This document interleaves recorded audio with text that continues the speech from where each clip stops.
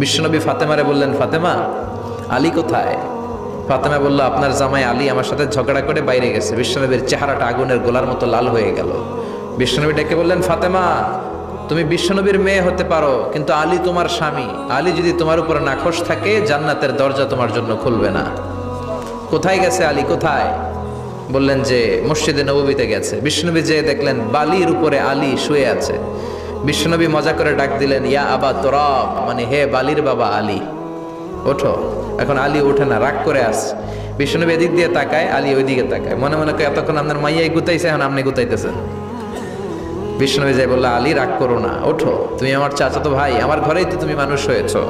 ঘাপটি মেরে হাতটা ধরে টান দিলেন। সেদিন আলী উঠতে বাধ্য হলেন, ঘরে নিয়ে আসলেন।